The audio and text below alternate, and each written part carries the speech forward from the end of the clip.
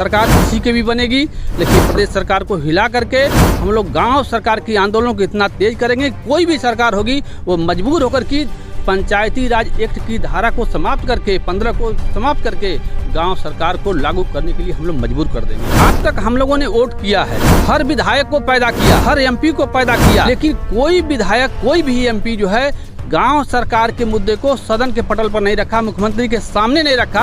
इस देश से धारा 370 हट सकती है तो पंचायती राज एक्ट की धारा 15 क्यों नहीं समाप्त हो सकती है? क्यों गांव को गुलाम बना करके रखा गया है? धारा 15 को समाप्त करो। तो सारे प्रत्याशियों से मैंने बात किया, मैं सपा के लोगों से बात किया, मैं भाजपा के लोगों से बात किया, हर पार्टियों के लोगों से बात किया, लेकिन किसी ने भी मीडिया के सामने आने से सारे लोग भागते नजर आए लोग है। धारा 15 क्यों नहीं हटानी? क्या दिक्कत हो रही है? गाँव से हमारा जो है विधायक चुन करके जाता है, गाँव से हमारा जो की एमपी चुन के जाता है, ये लोग विधायक बनते हैं, एमपी बनते हैं, मंत्री बनते हैं। जोगी जी जो है मठ चलाते थे वो आज प्रदेश के मुखिया बने, मुख्यमंत्री बन करके चला रहे हैं। हम गांव वालों में क्या कमी है कि हमको सरकार बनाने के लिए पावर नहीं दिया जा रहा है? क्या दिक्कत हो रही भाई?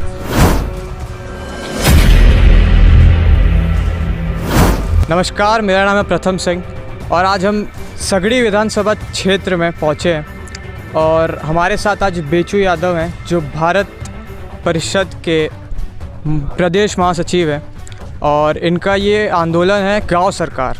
तो आइए गांव सरकार के बारे में इनसे जानते हैं और इनसे पूछते हैं क्या है। सर, अपना परिचय बताइए। मेरा नाम बेचू यादव और मैं एक सामाजिक संगठन भारत परिषद का प्रदेश महासचिव हूँ। जैसे आपका जो आंदोलन चल रहा है गाँव सरकार, इसके बारे में आप क्या कहना चाहेंगे? मतलब क्या है ये, जैसे हमें नहीं पता है, जनता को नहीं पता है? देखिए, गांव सरकार एक संवैधानिक व्यवस्था हमारी है, संविधान में लिखी हुई चीज़ है कि जैसे केंद्र सरकार है, प्रदेश सरकार है, वैसे गांव की सरकार की व्यवस्था संविधान ने हमको दिया है। ये जो बात आप कर रहे हैं कि किसी को पता नहीं, तो सही बात है कि जो हमारे देश के जो नेता हैं, प्रदेश के जो नेता हैं, जो हमारे विधायक और एमपी हैं, ये लोग कभी भी गांव सरकार के बारे में जनता को बताने की जहमत नहीं उठाई कि गांव सरकार को हम बता देंगे तो जनता जागरूक हो जाएगी और अपने अधिकार को मांगने लगेगी। इसलिए ये लोग दबे हुए हैं, इनको दबाए रखो, इनको गुलाम बना करके, गांव को गुलाम बना करके अपनी सत्ता की रोटी को सेकते रहना हमको है, एक उनका लक्ष्य है। इसलिए गांव सरकार के बारे में कभी वो बताए नहीं और जनता इनको जान नहीं पाई। हमारा जो संगठन भारत परिषद है, यह गांव-गांव जा कर के गांव सरकार के बारे में हम लोग बता रहे हैं, जनता को जागरूक कर रहे हैं कि गांव सरकार आपके हित की चीज़ है, आपके हक की लड़ाई को लड़ने के लिए आप लोग तैयार हो जाइए। और जैसे कि गांव सरकार है क्या, आप तो बता दिए कि मतलब जो नेता हैं उसको दबा रहे हैं, तो इसमें जनता का क्या फ़ायदा है, उससे क्या फ़ायदे होंगे? देखिए, जब गांव सरकार हमारी बनेगी तो इसी गांव में एक छोटा सा थाना बनेगा जहां एक दरोगा, 2 पुलिस वाले की ड्यूटी लगेगी। इसी गांव में लेखपाल रहेगा हमारा। जब गांव सरकार बनेगी तो गांव में सेक्रेटरी रहेगा। जो संविधान ने गांव सरकार को 29 विभाग दिया है, उस 29 विभाग के कर्मचारी अधिकारी आपके गांव में रहेंगे। गांव अपने तरीके से खुद की सरकार चलाएगी, या प्रदेश सरकार और केंद्र सरकार के अधीन होकर के नहीं चलाएगी। हम जैसा गांव का मॉडल बनाना चाहेंगे, जिस तरीके का विकास करना चाहेंगे, वो गांव सरकार में गांव की जनता को पावर मिलेगा। तो यह गांव सरकार हमारी है। तो जैसे कि अभी भी तो प्रधानमंत्री जी हो गए, चाहे मुख्यमंत्री जी हो गए, इन लोग भी तो अपने योजनाएं निकाल रहे हैं, आवास हो गया, शौचालय हो गया, तो मतलब इसमें भी तो जनता खुशी है। तो गांव सरकार आएगा तो उससे ज़्यादा बेनिफिट्स हैं। अब जैसे मान लीजिए कि सरकार जो है कि पैसा बजट जो गांव को अलॉट होता है, ये तो फाइनेंशियल जो हमारा जो फाइनेंशियल जो ये करता है, फाइनेंस करता है, केंद्र सरकार को फाइनेंस करता है, जो योजना बनी है उसका ये राज्य सरकार को करता है। वैसे ही फाइनेंस जो है कि हम लोगों को गांव सरकार को भी फंड का अलॉटमेंट करता है, वो एक व्यवस्था बनी हुई है फाइनेंशियल। तो उसमें जो राज्य सरकार की जो हमारा जो मद जो आता है गांव पंचायतों का आता है, तो यह प्रदेश सरकार अपने अंडर में लेकर के वो वहीं से पैसा अलॉट करती है कि 50 लाख हम दे रहे हैं, ये आवास के लिए दे रहे हैं, 20 लाख रुपया दे रहे हैं, या लैट्रिन के लिए दे रहे हैं, यह जो है हम पैसा दे रहे हैं, यह मनरेगा के लिए दे रहे हैं, यह पैसा दे रहे हैं, ये फलां योजना के लिए दे रहे हैं। यानी ग्राम पंचायतों के लिए पैसा फाइनेंशियल जो है कि अलॉट कर रहा है, लेकिन उस पर नियंत्रण जो है प्रदेश की सरकार कर रही है। गांव की जनता अपने मन से अपने तरीके का मॉडल नहीं बना पा रही है, वो सरकार वहीं से हमको बांड कर रही है। तो यह बांड गांव सरकार में ख़त्म हो जाएगा। सिर्फ पैसा मेरे ग्राम पंचायत में आएगा और जनता तय करेगी, प्रधान भी तय नहीं करेगा, सरकार भी तय नहीं करेगी, जनता तय करेगी कि यहाँ का अगर पुल टूटा है तो वो पुल बनना चाहिए। हमको अभी लैट्रिन की आवश्यकता नहीं है, हमको अभी जो कि आवास की आवश्यकता नहीं है। हमारा जो अब मेन जो आवश्यकता है वो चीज़ होना चाहिए। जो पैसा जनता तो इसमें दुरुपयोग भी कर सकती है अगर उनके हाथ में सब आ जाए तो। हाँ, यही तो सबसे बड़ी बात है कि आज के डेट में जनता के दिमाग में जो गांव सरकार का हम लोग मुद्दा उछाल रहे हैं, तो जगह जगह लोगों को कंफ्यूज हो रहा है कि भैया आज तो अभी गांव सरकार लागू नहीं है, प्रधान जो है कि पैसे को खजाने को लूट रहा है, तो जब गांव सरकार लागू हो जाएगी तब तो और बर्बादी गांव में आ जाएगी, जनता की कहीं पुछवाई नहीं होगी। यही सबसे बड़ा जो है कि ऑपरेशन गांव सरकार में होगा। आज के डेट में गांव के प्रधान का जो लूटपाट करता है तो उसमें सेक्रेटरी मिला हुआ है, बीडीओ मिला हुआ है, सीडीओ मिला हुआ है, एडीओ मिला हुआ है, जेई मिला हुआ है। सारे के सारे लोग कमीशन जो है प्रधान से खा करके पूरे गांव के पैसे का बंदर बांट कर रहे हैं। आज जब गांव सरकार बन जाएगी तो उसमें एडीओ, बीडीओ, सीडीओ सारे लोगों का ये चैनल ख़त्म हो जाएगा। यह पावर जो है गांव की जनता को मिल जाएगा। अब गांव की जनता, प्रधान सिर्फ यह बताएगा कि मेरे खाते में इतना पैसा आ गया। प्रधान तय नहीं करेगा कि आवास बनाना है, कि लैट्रिन बनाना है, कि पुल बनाना है, पुलिया बनाना है। सिर्फ प्रधान और सेक्रेटरी यह बताएंगे कि मेरे खाते में 50 लाख रुपये आ गया। कौन सा काम होगा? अब ग्राम पंचायत की, गांव सरकार की बैठक हो गई। अब गांव सरकार यह तय करेगा कि नहीं भैया यहाँ पर जो है कि कटान हो गई है, सबसे पहला काम सबको तिरपाल एक दे दिया जाए, एक छप्पर दे दीजिए जाए, एक आवास दे दिया जाए, क्योंकि कटान में रहने के लिए शरण नहीं है। तो यह व्यवस्था जो है कि गांव की जो जैसी व्यवस्था रहेगी उस ढंग से उसको लाभ मिलेगा। अभी क्या है कि किसी का घर कट रहा है, बरसात हो रही है, रहने के लिए शरण नहीं है, लेकिन सरकार ने आवास नहीं भेजा तो हम लाचार हैं। पैसा हमारे पास रहते हुए अब सरकार के आस पर हम पड़े हुए हैं कि सरकार की जब योजना आएगी तब लोगों को आवास मिलेगा, तब तक लोग खुले आसमान के नीचे रह रहे हैं। यह गांव सरकार में यही व्यवस्था होगी कि गांव की जनता जैसा अपने को अनुभव करेगी, जिस प्रकार की मॉडल बनाना चाहिए, जो आवश्यकता होगी उसको करेगी। उसमें केंद्र और राज्य का हस्तक्षेप नहीं होगा, न भ्रष्टाचार होगा, न उसमें एडीओ वीडियो कोई कमीशन लेगा। गांव की जनता एक एक पैसे का हिसाब गांव को प्रधान से लेगी। पूरी पारदर्शिता, भ्रष्टाचार मुक्त हमारा गांव होगा, सारे लोग खुशहाल होंगे। जी, तो जैसे कि ये आंदोलन आपने गाँव सरकार जो है कब से शुरू किया और कब तक आप ये करेंगे? अभी तो मान लीजिए हम लोग 4-5 साल से मान लीजिए इसको चला रहे हैं, जनता के बीच में हम लोग जा रहे हैं।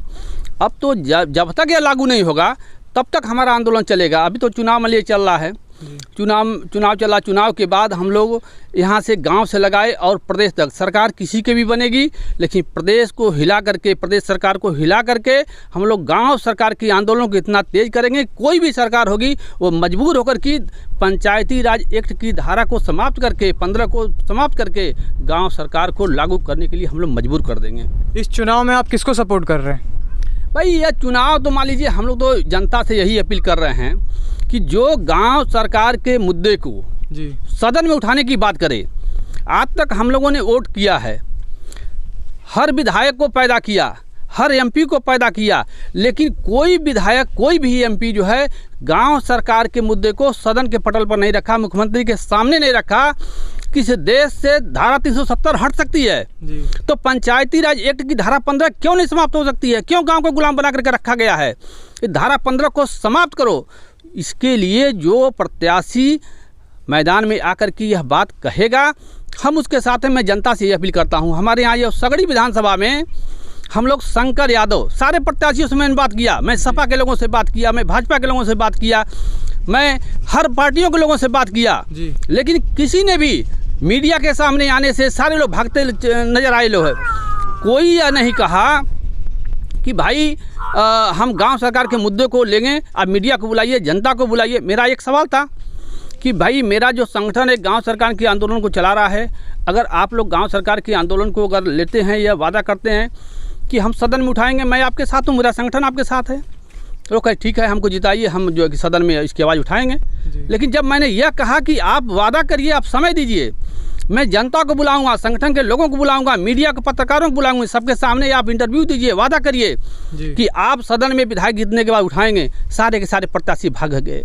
मात्र एक हमारा प्रत्याशी सगड़ी का शंकर यादव, जो जमीनी नेता है, जो बाढ़ के समय कटान के समय गरीबों के लिए लड़ता है, हर जगह अपने संघर्ष, अपने खून पसीने की कमाई से 40 वर्ष से वो आदमी लड़ रहा है। उसके कर्म के आधार पर मैंने सगड़ी में जनता से अपील कर रहा हूं, और अपील करके हम लोग खुद गांव-गांव जाकर के शंकर यादव के कर्मों के बारे में बता रहे हैं कि यही एक ऐसा प्रत्याशी है जो हम लोगों की गुलामी से आज़ादी की ओर ले जाने के लिए वादा किया है, इंटरव्यू दिया मीडिया के सामने।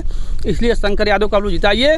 यह जब विधायक बनेंगे तो जाकर के लखनऊ विधानसभा में जाकर के गांव सरकार की आवाज़ को उठा करके इसको लागू करवाएंगे। अगर गांव सरकार लागू नहीं हुआ तब आप लोग क्या करेंगे? गांव सरकार अगर लागू नहीं हुआ तो हम लोग आंदोलन, मैं बता रहा हूं कि आंदोलन हम लोग यहां से लगाए और उत्तर प्रदेश लखनऊ की राजधानी तक हम लोग आंदोलन करने के लिए तैयार हैं। हमारा संगठन तो पूरे प्रदेश में चलता है, हर जिले में चलता है। सारे लोग कुछ करेंगे, पूरे वहाँ मुख्यमंत्री का घेरा होगा, राजभवन घेरा होगा कि धारा 15 क्यों नहीं हटाएंगे, क्या दिक्कत हो रही है। अब गांव से हमारा जो है विधायक चुन करके जाता है, गांव से हमारा जो कि एमपी चुन के जाता है, ये लोग विधायक बनते हैं, एमपी बनते हैं, मंत्री बनते हैं। जोगी जी जो है मठ चलाते थे वो आज प्रदेश के मुखिया बने, मुख्यमंत्री बन करके चला रहे हैं। हम गांव वालों में क्या कमी है कि हमको सरकार बनाने के लिए पावर नहीं दिया जा रहा है? क्या दिक्कत हो रही भाई? हमारे में जो कमी है वो राज्य की सरकार हमको बतावे कि आखिर के गांव पंचायतों को 29 विभाग जो संविधान ने दिया है, हमको अधिकार से क्यों वंचित किया गया है? क्या कमियां हमारे में हैं? क्या हम सरकार चलाने लायक नहीं हैं? क्या हमको उस चीज़ की जानकारी नहीं है? गांव में पढ़े लिखे लोग, अब शिक्षा का अभाव नहीं रह गया, सारे लोग शिक्षित हो गए हैं, BA MA BEd करके सारे लोग बैठे हैं। जैसे कि गांव सरकार अगर लागू हो गया तो उस भ्रष्टाचार कैसे ख़त्म होगा? भ्रष्टाचार में बताया ना कि जैसे आज के डेट में जैसे गांव में जो पैसा आ रहा है, जो सरकार पैसा भेज रही है, तो सरकार उसी से बांड लगा दे रही है कि ये आवास बनवाना है, ये लैट्रिन बनवाना है, ये मनरेगा करना है, ये करना है, वो करना है। और उसकी देख रेख कौन कर रहा है? उसकी देख रेख जो है ADO BDO CDO कर रहे हैं, जो उसी में कमीशन खोरी करके सबके सब चोट्टे भरे हुए हैं, वही लोग उसकी रखवाली कर रहे हैं। तो आज के डेट में भ्रष्टाचार बढ़ रहा है। जब EDO BDO CDO सारे खत्म हो जाए, सरकार के जो कर्मचारी अधिकारी हैं लोग खत्म हो जाएंगे, जब गांव में पैसा आएगा और गांव की जनता अपने तरीके से जब उसका ये करेगी। गांव की जनता को पता नहीं है कि मेरे गांव में कहाँ विकास हो रहा है, जैसे सही आपने बोला, जैसे आप बोल रहे हैं 4 साल से आप लोग इसमें लगे हैं, ये आंदोलन कर रहे हैं, तो ना आपकी बात अभी तक जनता सुनी ना सरकार, तो ये कब कैसे मतलब सोच सकते कि ये लागू हो जाएगा? भाई देखिए, जब देश हमारा गुलाम था, जैसे गाँव हमारा गुलाम है, हम सरकार के अधीन आज काम कर रहे हैं, ग्राम पंचायतों को स्वतंत्र इकाई नहीं माना गया, हम बांड लगा करके सरकार कर रही है। इसी तरीके से जब देश हमारा गुलाम था तो उस समय भी लड़ने में जो है टाइम लगा, लोगों को जगाने में टाइम लगा। लोग उस समय भी लोग कहते थे कि अरे अंग्रेज़ों का इतना चल रहा है, ये जो है कैसे ख़त्म होगा? ख़त्म नहीं हो सकता है, अंग्रेज़ों के सामने कोई अपनी बात नहीं कर पा रहा है। लेकिन गांधी जी चले, नरम दल गरम दल बना, देश में क्रांति आंदोलन हुआ और देश हमारा आज़ाद हुआ है। आपके सामने हम लोग आज़ाद अपने को हैं, लेकिन आज़ादी के बाद भी आज हमारे को गुलाम बना करके उत्तर प्रदेश की सरकार रखी हुई है। इस गुलामी से उबरने के लिए, धारा 15 को समाप्त करने के लिए, गांव सरकार के आंदोलन को गति देने के लिए हम भारत परिषद के लोग सगड़ी विधानसभा में शंकर यादव का समर्थन कर रहे हैं। जी धन्यवाद। तो आज हमारे साथ मौजूद थे बेचू यादव। तो अब आप लोग से विदा चाहता हूँ, मिलेंगे अब अगली वीडियो में, तो नमस्कार।